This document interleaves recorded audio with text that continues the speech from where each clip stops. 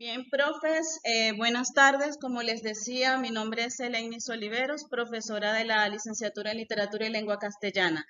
Estoy grabando esta presentación para compartirla con ustedes a través de un canal de YouTube, de manera que puedan acceder a este taller cuantas veces lo deseen.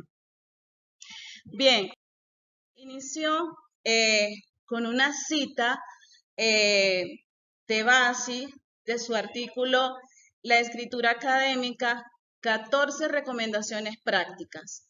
Sobre ese artículo basaré mi presentación. Y comienzo con esta cita que dice: con todo, los problemas de escritura de estudiantes y académicos y académicas suelen ser bastante básicos y, según lo veo, tienen soluciones simples. Se trata de problemas más propios de la escritura, sin más que la escritura académica en particular. Como he dicho, entiendo que la causa general para dichos problemas es la falta de formación relacionada. Basado en mi experiencia dictando talleres de tesis, agregaría una causa más específica. Me explico. Los estudiantes o las estudiantes hablan mejor de lo que escriben. Presentan de forma clara y precisa, por ejemplo, su problema de investigación durante sesiones regulares, no evaluativas, y ante un auditorio compuesto por sus compañeros y un profesor, pero la claridad y la precisión desaparecen en instancias de evaluación y muy particularmente cuando escriben. Algo similar he experimentado con académicos tras una conversación informal o una presentación en un congreso en que abordan temas de mi interés. Suelo solicitarles versiones escritas de sus propuestas. Mi sorpresa suele ser mayúscula. Apenas puedo reconocer en el formato serio las ideas que me sedujeron. Entonces, profes, nosotros somos excelentes compartiendo con otros profesores o en espacios académicos nuestra experiencia significativa. En diálogo, cuando narramos cómo llegamos al problema, cómo descubrimos la necesidad, cómo planteamos las actividades en el aula, cómo desarrollamos nuestras secuencias didácticas o nuestra unidad didáctica, cómo llegamos a nuestros resultados y conclusiones, verbalmente sale de manera natural. El asunto está en la escritura. Ahora, ¿cuál es la primera estrategia que les propongo? Esta es la consigna didáctica para la segunda parte de este encuentro. Maestro, utiliza la grabadora de tu celular o aplicación similar para construir un guión inicial de tu experiencia significativa. Quiero que en este segundo momento del taller, cuando termine esta parte magistral, hagamos ese pequeño ejercicio. De manera solitaria o dialogando con un compañero, graben por qué inició la experiencia, en qué contexto se dio la experiencia, desde cuándo están trabajando en la experiencia. Hablen todo lo que quieran. ¿Qué los motivó a iniciar la experiencia? ¿Cómo se desarrolló? Como si les estuviesen contando al mejor amigo o al compañero de trabajo la experiencia. Graben todo lo que puedan y todo lo que recuerdan de la experiencia. Estrategia 1, entonces. Vamos a redactar un párrafo inicial para el problema. Es decir, situación de la institución en ese momento en el que iniciaron la experiencia, necesidades detectadas en el aula o cualquier otro aspecto que sea importante. No necesitamos que el párrafo esté bellamente escrito. Lo que necesitamos es la idea principal y algunos desarrollos. En ese momento van a redactar también un párrafo, un texto inicial, un texto. Ese texto puede ser de una página, que funcionará como guía en cada etapa de escritura de la experiencia. Por ejemplo, el texto puede responder, en cada párrafo se podría responder a la pregunta: ¿qué necesidades se detectaba en el aula? ¿Por qué era necesaria la intervención, el modelo o el cambio? ¿Cómo llevó a cabo las actividades en el aula o en la institución? ¿Cuáles fueron los principales resultados si los tienen, ¿no? Porque hay experiencias que también están en proceso. ¿Qué concluye de la experiencia? Todo esto en un lenguaje cotidiano y sencillo. Es decir, en este ejercicio no nos vamos a preocupar en redactar, digamos, de manera convencional como lo haríamos en el campo de la escritura científica. Por ahora lo que necesitamos es organizar desde la escritura lo que tenemos acá en nuestra mente, lo que recordamos de la experiencia. Sé que hay algunas experiencias que están muy avanzadas, que solamente necesitan pequeños cambios, pero de pronto también me contaban que hay profes que están iniciando. Entonces creo que este ejercicio puede ser fundamental para todos. La siguiente estrategia que les propongo es preparar un guión. ¿Sí? La idea del guión es principalmente para saber las etapas o las partes que tendrá nuestra experiencia significativa. El guión podría iniciar precisamente por presentar el contexto, ¿sí? La situación que nosotros hemos detectado, pero eso lo vamos a hacer de manera muy sencilla, bien clara, sabiendo efectivamente qué necesitamos. Entonces, un guión con un listado de temas o subtemas lo más detallado posible. El primer título podría ser el título de la experiencia, podría ser un título tentativo. Un siguiente subtítulo podría ser el problema que da origen, ¿sí?, a la investigación. Me imagino algo así como mi institución y la relación con las palabras. No sé, me estoy inventando aquí un título. También pueden ir asociando bibliografía, aunque sea tentativa, teóricos, definiciones, a cada tema o subtema. La idea es hacer un guión. Así como cuando nosotros nos vamos de viaje y definimos dónde nos vamos a quedar, qué vamos a hacer, es un plan de trabajo.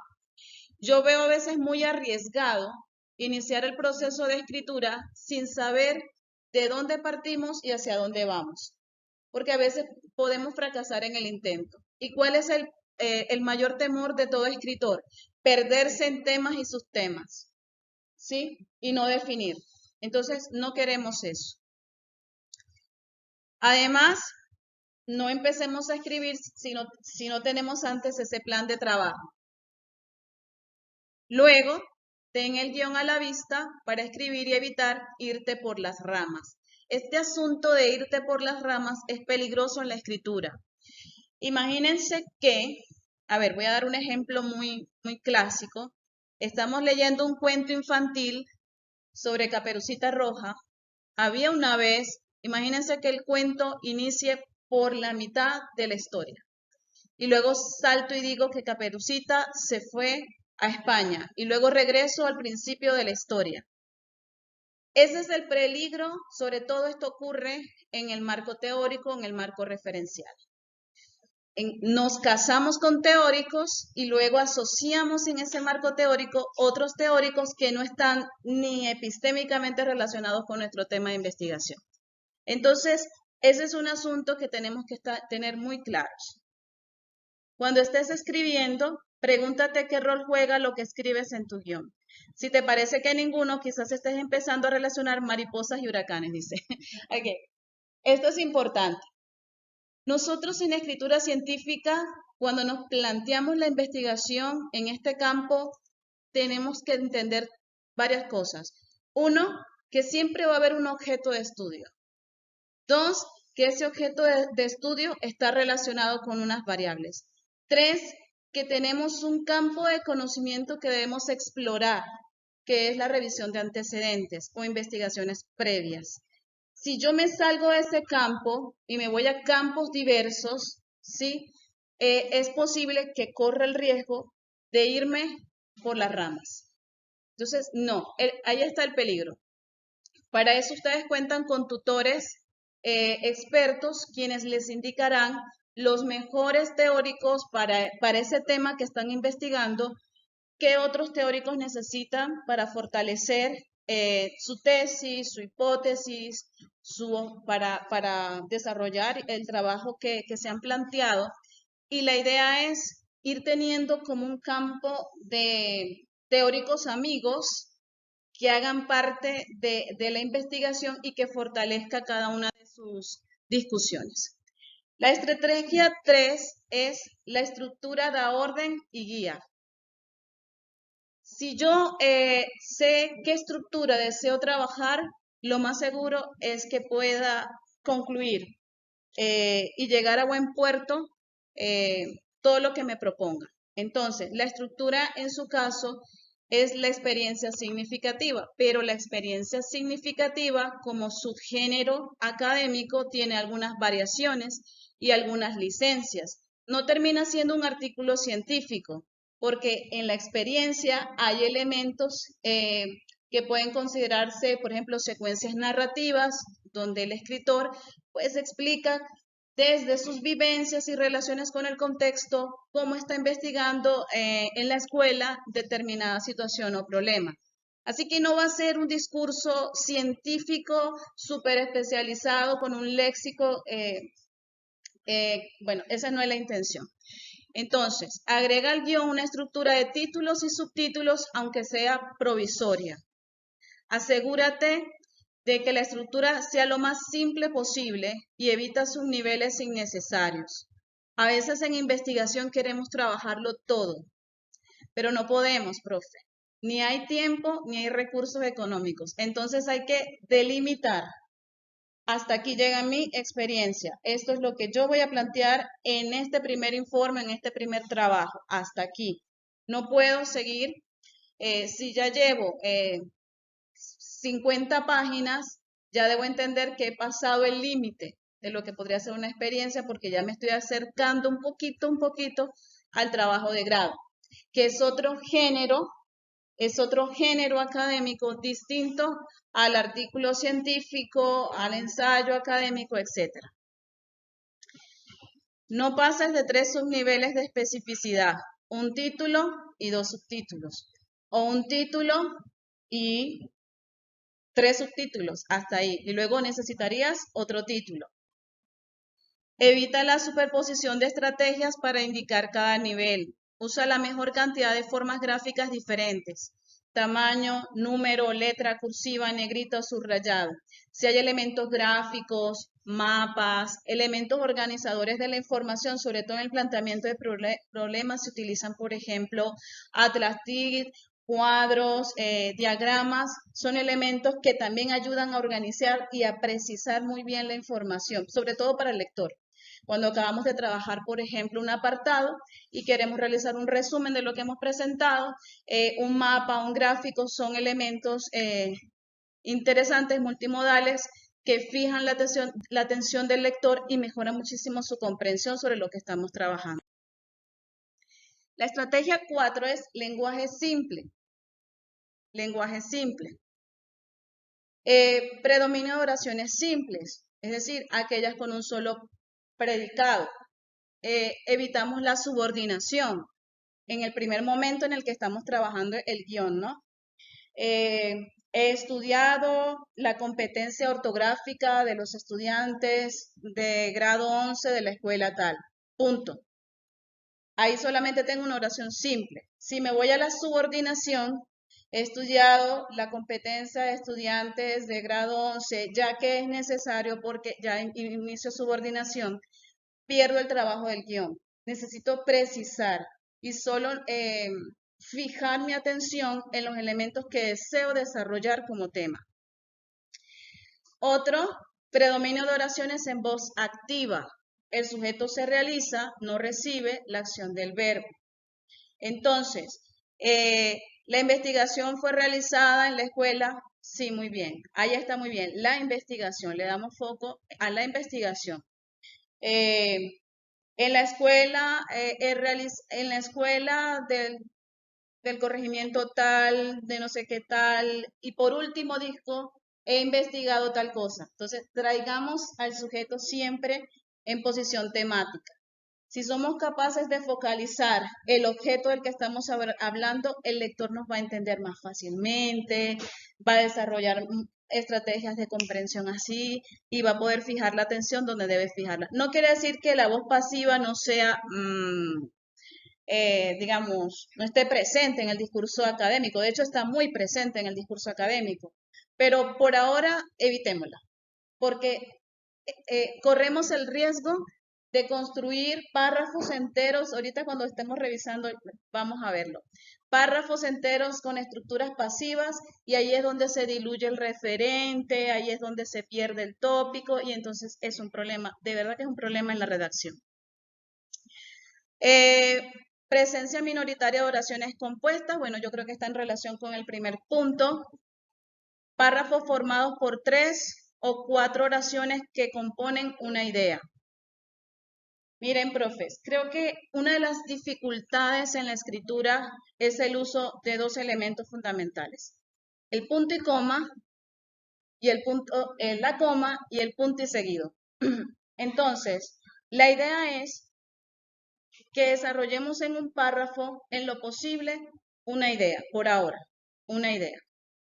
Cuando ya logremos, con la ayuda de los tutores, con mi ayuda, incorporar otros elementos, lo podemos hacer a través de subordinación, de marcadores discursivos, organizadores de la información, pero por ahora en lo simple, ¿sí? Páginas de unos 4 o 5 párrafos cada una. Perfecto. Un párrafo podría tener, si me preguntan en renglones, creo que se dice así acá, unas 7 líneas, 6 líneas, 8 líneas.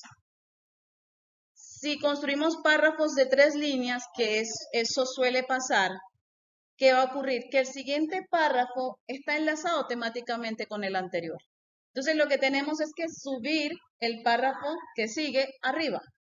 Esos son pequeños elementos que iremos aprendiendo y utilizaremos los marcadores discursivos para relacionar. Los marcadores discursivos o las locuciones adverbiales, ya que, dado que, puesto que, las necesitamos para organizar. Hay distintos marcadores discursivos, luego se los presentaré y es muy importante usarlos en el momento justo y en el lugar adecuado. Uso del lenguaje técnico, aunque evitando palabras innecesariamente rebuscadas o hiperespecializadas. Esa es otra de las características de la escritura científica. En la escritura científica definimos conceptos, relacionamos teorías, procesos, fenómenos. Entonces, claro que sí nos vamos a basar en un léxico especializado sí o sí.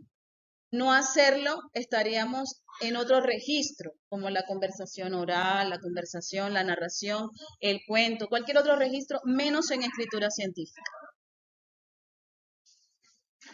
Conoce y utiliza el vocabulario asociado a la teoría que estés empleando. Una recomendación. Si la teoría es nueva, si todavía no la dominamos por completo, podemos tener a la mano o construir pequeños mapas conceptuales o pequeños cuadros comparativos o si quieren una lista de las denominaciones propias de esa teoría. Es decir, cómo se llama cada cosa en ese universo teórico, tenerla allí a la mano. Porque a veces solemos realizar perífrasis o paráfrasis de la definición, pero no colocamos la definición. Entonces, al tener la definición clara, ya nosotros tenemos la palabra justa y necesaria y evitamos el circunloquio, es decir, hablar de lo mismo, o sea, parafrasear la palabra en lugar de utilizar la palabra. Eso es importante. Reemplaza expresiones coloquiales por otras más formales. Hay adverbios que pertenecen al mundo de la oralidad. Pero es un adverbio que se mueve en la oralidad y en la escritura. Cuando pero aparece muchas veces, hay que buscar otras opciones. Por ejemplo, expresiones o locuciones verbales como hacer hincapié en. Esa expresión pertenece más al campo de la oralidad. No es que esté mal en la escritura, pero si podemos utilizar, se hace énfasis, si se acentúa esto, bueno, hacer hincapié, de hecho por la imagen que provoca, ¿no? La asociación que tiene la palabra, la locución verbal. Entonces, es darse cuenta qué cosas podrían estar mejor, qué cosas podemos reemplazar en la escritura. Evita la grandilocuencia y la pedantería, bueno, eso lo dice el autor, en la forma de palabras rebuscadas o hiperespecializadas. Por eso, tener a mano la lista que yo les menciono nos va a ayudar muchísimo a evitar los circunloquios innecesarios. Este lo agrego yo, mantén el referente. Si hay algo que nos genera problemas a los escritores es mantener el tema o el objeto o la definición de la que estamos hablando. Se pierde, se diluye. ¿Cómo mantenemos el referente? Con pronombres, con sinónimos, ¿sí? Lo mantenemos también con la elixis, lo mantenemos con funciones catafóricas. Eso, yo les voy a dar una clase sobre eso. Lo mantenemos de distintas maneras, pero no perdamos de vista lo que estamos hablando. Porque en cuanto lo hagamos, entramos en anacoluto, en falta gramatical, ¿sí? Etcétera. Entonces, no perdamos de vista sobre lo que estamos tratando en el texto. Y yo digo acá, utiliza sabiamente los marcadores discursivos, porque la verdad que hay que tener, si los utilizamos como Dios manda y no abusamos de ellos, la verdad que el texto va a quedar bien cohesionado en todas sus ideas y relaciones. Y además de eso, nos proporciona eso que los lingüistas llaman coherencia, que no es otra cosa que el efecto pragmático de tener un texto muy bien escrito y organizado semánticamente. Estrategia 5, profes. Revisar y revisar. Utiliza un léxico tan variado como puedas. Por ejemplo, cuando estén escribiendo, digamos, hoy llegan a su casa o en la segunda parte trabajamos e intentamos redactar un texto. ¿Ustedes qué van a hacer? Redactan el texto, lo leen, dicen, oye, qué bien quedó, estoy feliz con este párrafo, me siento orgullosa de haberlo escrito. Profe, atención, dejamos quieto el párrafo unas horas, eso es como preparar el pan. Agregamos todo y confiamos que el pan va a subir, suba. Exacto, hay que esperar.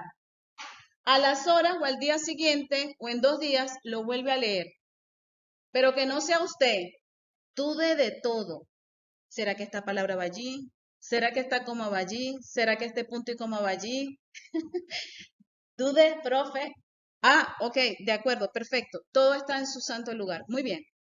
Sigamos con el desarrollo de la siguiente idea. Si al leer notas repeticiones sónicas, elimina las expresiones problemáticas o reemplázalas por otras equivalentes desde el punto de vista semántico. Hay un problema cuando escribimos y es el riesgo de la cacofonía o expresiones que se escuchan mal. A veces el conector, decimos, no, el conector es causal, va aquí, muy bien, voy a introducir una causa. Pero a veces el conector, con lo que vengo diciendo, con la palabra anterior, nos da ese efecto de se escucha mal, no va allí el conector. Entonces hay que estar atentos a esos aspectos. Si al releer descubres palabras vagas o generales, reemplázalas por otras más técnicas o específicas. Hay que tener cuidado con los omniverba, ¿sí? En el discurso oral sería cosa, por ejemplo, la palabra cosa, pásame esa cosa, pásame ese coroto, pásame esto, aquello. ¿Cómo?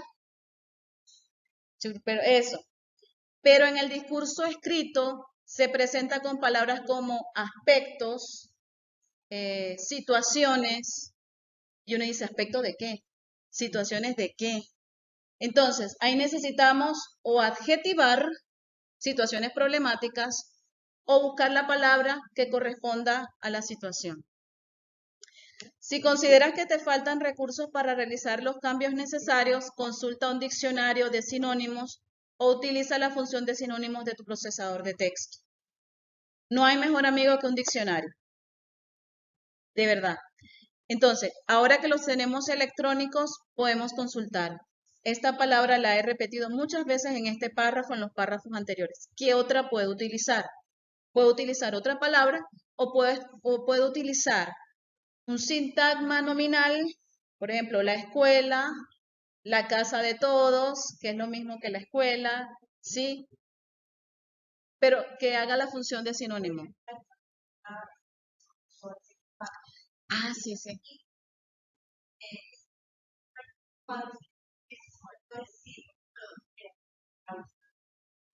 Si es causal, si es adversativo, si es consecutivo. Y uno dice, pero este es causal, este va aquí. Pero la estructura, no todos los causales van en la misma estructura, no todos los adversativos compensan, porque eso va a depender de la estructura gramatical que estamos trabajando allí. Hay conectores que no se casan con esa estructura gramatical. Entonces ahí viene la cacofonía y el, digamos, eh, sí, el error gramatical en general. Bien, profes, estos fueron generalidades. Ahora vamos a este modelo. Yo con este modelo he trabajado en distintas oportunidades y ha funcionado. Es un modelo, lo malo o lo muy malo es que es un modelo extranjero, norteamericano. Quisiéramos haber construido algo similar. Se ha expandido a Latinoamérica, ha sido mejorado para el español, se construyó para el inglés, para enseñar inglés con propósitos académicos, pero funciona muy bien. Y no solo funciona muy bien para la escritura de artículos científicos, sino que funciona muy bien para la estructura de trabajos de grado, para la estructura realmente que son, de lo que vamos a hablar acá es de movidas retóricas. Yo voy a explicar eso. Entonces, ¿qué necesitamos cuando estamos planteando un problema de investigación? Dice este investigador, Suárez, él dice que tenemos varios movimientos. El movimiento 1 es definir un territorio. Nosotros cuando estamos investigando debemos definir un territorio de investigación. Yo puedo trabajar con ciencia morfológica, pero ¿desde dónde lo miro? Desde la psicolingüística, desde la lingüística aplicada, ¿dónde? Entonces debo definir el territorio de investigación. Y él plantea aquí 3 pasos retóricos. En esa gran movida retórica, que no es otra cosa que una unidad comunicativa, obviamente con intención, con organización, nosotros tenemos 3 pasos retóricos. Yo les voy a decir cuáles son los pasos obligatorios en español, de acuerdo con las investigaciones, y cuáles son los opcionales. El primer paso, afirmar centralidad, es obligatorio. Ya lo vamos a ver. El paso 2, hacer generalizaciones sobre el tema, no es tan obligatorio, ¿sí? Se ha visto que en español es opcional, pero el tercer paso sí es sí o sí obligatorio, es decir, revisar aspectos de la investigación previa antes de definir. Ese es el paso y ese es el movimiento en general. Ahora voy a presentar unos ejemplos de cada uno de los pasos. ¿Cómo afirmamos centralidad? Aquí hay un ejemplo. Verán que tiene colores. Sí. Dice, este artículo presenta la experiencia pedagógica realizada en una institución educativa técnica rural del municipio de Samacá, Boyacá. Es decir, planteo contexto. ¿Sí? Sitúo la investigación. Luego, esta institución educativa técnica ha presentado históricamente bajos resultados de las pruebas internas y externas, especialmente en el área del lenguaje. De igual forma, los y las estudiantes muestran dificultad en los procesos de lectura y escritura, lo cual se enmarca en el escaso interés que tienen por estas. Probablemente ahincada por la falta de motivación extrínseca dada tanto en el aula como en sus hogares, permitiendo que la pregunta de investigación fuese, listo. Entonces, tenemos varios elementos. Contexto, sitúo la investigación en un espacio reconocible. 2, presento el problema, la situación problemática. Yo luego puedo seguir desarrollando esta idea en los párrafos siguientes, pero aquí afirmando centralidad, debo presentar el problema brevemente. Y hay algo más interesante aún. Voy a utilizar el puntero. Es probablemente. Profes, si hay algo que debemos aprender en la escritura científica tenemos que aprender a matizar el discurso, modalizar. Nosotros en la escritura científica no se debe estar seguro de todo, ¿sí? Porque usted puede publicar ese artículo y en un mes sale otro refutando su tesis. Entonces, probablemente ahincada por la falta de motivación extrínseca. Esta es la hipótesis, lo que piensa el investigador que puede ser la causa del problema, pero ni la ha estudiado ni tiene todos los elementos para afirmar que así es. Entonces, esto se llama modalizadores de actitud. Entonces, tengo probablemente, quizás, es posible, ¿sí? Que evitan ese alto compromiso epistémico de decir, yo tengo toda la razón de que así es. Entonces, ahí está el riesgo. Tampoco en esta parte de afirmar centralidad no se recomienda realizar juicios, ¿sí? Porque obviamente es de carácter subjetivo. Por ejemplo, no saben leer porque no tienen interés en los libros, ¿sí? Cosas así. Si lo hemos visto, entonces evitarlo. Probablemente el estudiante presente desinterés en la lectura porque en su hogar no cuenta o en sus espacios no hay bibliotecas, probablemente. Y podríamos plantear allí la pregunta de investigación. Esta pregunta de investigación yo recomiendo que sea ya al final. Primero, desarrollemos todos los movimientos. Afirmemos centralidad, presentemos investigaciones previas, ¿sí? Ya lo vamos a ver. Otro caso de afirmar centralidad. Nuevamente situamos contexto.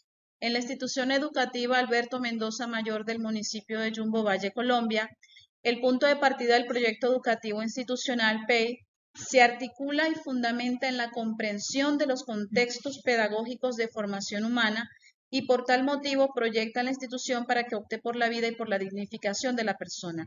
Este elemento aquí es interesante porque solamente fija la atención en el contexto y en los elementos que son de interés para el investigador. Ahora les presento el siguiente paso que es obligatorio y debemos presentarlo. Revisión de investigaciones previas. Entonces, un pequeño ejemplo. En esta línea, la literatura científica reconoce ampliamente que la competencia social es un factor muy relevante. Un nivel bajo de competencia social se ha reconocido en los escolares implicados en bullying, tanto en agresión como en victimización. Ahora, acá qué es lo interesante, profes, en la revisión de investigaciones previas. ¿Qué son las investigaciones previas? Son los artículos, los trabajos de grado que nosotros conocemos, que nosotros hemos encontrado en repositorios, bases de datos o en plataformas o en espacios como por ejemplo Google Académico y que tienen afinidad con nuestro objeto de estudio. Afinidad epistémica. Entonces, en esta línea, la literatura científica reconoce ampliamente la revisión de la literatura sobre este tema, nos lleva a la siguiente conclusión, que se ha investigado la competencia lectora en tales y tales y tales campos. Acá, profes, muy importante, no necesitamos trabajar o redactar un resumen de cada investigación. Podemos organizar esta revisión previa o estos antecedentes, miren, por núcleos, por problemas, por años de publicación, la forma más clásica, por investigaciones en el contexto nacional o internacional. Hay distintas maneras de organizar esto, pero no se trata de un resumen completo, o sea, de un párrafo completo solo dedicado a esa investigación. Se trata de, a ver, tengo 5 investigaciones en este tema en Colombia y tengo 5 a nivel internacional. Comienzo a relacionar en qué se parecen, en qué discuten, en qué no concuerdan y empiezo a presentar de este modo los antecedentes. Bien, profe. Estábamos en el movimiento 1, definir el territorio. Estamos como en esa etapa de reconocimiento de nuestro campo o dominio epistémico. Estamos viendo, bueno, presentando el contexto, presentando la situación problemática, presentando las investigaciones previas, ya lo hicimos. Ahora viene el movimiento 2, establecer un nicho. Es decir, establecer un nicho es reconocer que hay un vacío en la investigación, reconocer que hay un lugar que puede ser muy productivo para mí como investigador o investigadora y que allí puedo aportar. Y yo puedo iniciar con el paso retórico 1, contraargumentar, indicar un vacío y seguir una tradición. ¿Cuáles son en este caso los pasos retóricos obligatorios? Contraargumentar, ¿sí? Ya les voy a indicar por qué. Indicar un vacío también es importante. Podemos decir que no se ha investigado desde hace 10 años, que es falso lo que voy a decir, desde hace 10 años no se investiga la competencia ortográfica de los estudiantes de grado 11, que es falso, ¿sí? Indico el vacío. Seguir una tradición no es otra cosa que seguir la escuela epistémica, los teóricos, el enfoque o la teoría con la que he decidido trabajar. ¿Por qué hacemos eso? Porque si no definimos con quién vamos a trabajar, con los teóricos que vamos a trabajar, va a ser realmente un dolor de cabeza el marco teórico. Entonces, bueno, paso 1, contraargumentación. Según estos autores, es una cita, la práctica docente basada en evidencias se ha convertido en una frase de moda que tiene buenas intenciones. Sin embargo, para evitar convertirse en un término vacío, las prácticas de diferentes grupos políticos, investigadores, docentes tienen que alienarse más. Puedo utilizar sin embargo, es decir, la competencia ortográfica se ha estudiado en Colombia por más de, no sé, una década. No obstante, no se ha abordado el asunto de la enseñanza de la ortografía en primaria. Entonces, sí se ha estudiado, pero no en el campo donde yo estoy fijando mi atención. Ahí es donde nosotros tenemos que aprender a contraargumentar. ¿Y por qué contraargumentamos? Porque hay un estado de conocimiento respetable con sus publicaciones que ya conocemos, pero nosotros queremos aportar en esa línea como investigadores en un campo nuevo. Por eso el movimiento es establecer el nicho, es decir, dónde vamos a trabajar. Otro ejemplo, en esta línea de trabajo se ha reconocido el relevante papel de algunas dimensiones, como el ajuste social o el ajuste normativo para explicar la implicación en agresión o victimización entre iguales. No obstante, este tipo de investigaciones se ha centrado en una etapa educativa concreta, la educación secundaria. Ahí está. Ese es el nicho, lo menciono, lo que nos interesa. Ahora el siguiente paso retórico, indicar un vacío. Si bien son numerosos los estudios que han explorado la relación entre competencia social y bullying, los resultados encontrados han sido diversos.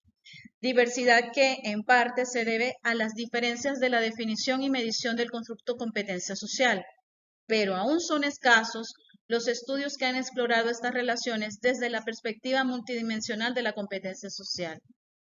Es muy probable que todos sus temas sean nuevos, muy probable, porque, digamos, no todo el mundo ha aplicado tales estrategias en un grupo focal, en una ciudad tal, con edades tal. Así que es muy probable que, aunque haya coincidencias con teorías, con otras publicaciones, es muy probable que casi todas las experiencias tengan un aspecto de altísima novedad. ¿Sí? Sí, profe. Sí, es que sí, de hecho, profe, muy bien, profe, muy bien. De hecho, todo parte de los antecedentes. Ahí detectamos el vacío. Han estudiado esto, esto, que está en relación con mi objeto de estudio, pero no han estudiado esto. Y aquí yo quiero aportar. Por eso es el nicho. Ya estamos terminando. Las investigaciones realizadas, otro ejemplo, sobre las necesidades psicológicas básicas son escasas. Miren, debe aparecer, son escasas. Son poco frecuentes este tipo de trabajos, ¿sí? Esta ausencia de trabajos científicos, esta carencia, ¿sí? Esta desatención sobre este objeto de estudio, también puedo decir, en el ámbito de la formación justifica la verificación de la validez científica del cuestionario y la extensión de los resultados obtenidos después de su aplicación. Entonces son expresiones, frases que apuntan a indicar el vacío. Estas son fórmulas, de hecho, profesoras y profesores, son fórmulas. Bueno, lo voy a dejar hasta acá para que hagamos el primer ejercicio, ¿sí? Los objetivos, uy, ¿qué hora es? Las 4. Bueno, paciencia, profe. Termino rápido los objetivos. Prometo que ya después de esto no hay más nada para que hagamos la práctica. Voy a trabajar los objetivos porque me parece sumamente importante dos aspectos. Uno, entender que es una declaración del punto de llegada, ¿sí? Dos, que responden a la pregunta de investigación. Tres, en elementos de escritura, se escriben con un verbo en infinitivo.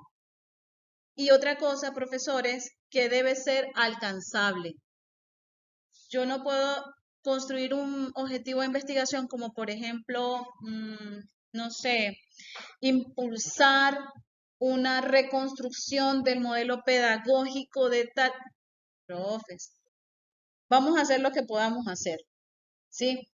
Yo quisiera hacer muchas cosas en investigación, pero acá hay que fijar la atención en lo que podemos hacer. Entonces, por un lado tengo este ejemplo, promover el desarrollo de los procesos cognitivos creativos por medio de la implementación del aprendizaje por indagación, etc. Tenemos que reconocer cuáles son los verbos para objetivos generales y cuáles son los verbos para objetivos específicos. Les voy a compartir un material con la profesora para que lo tengamos muy presente.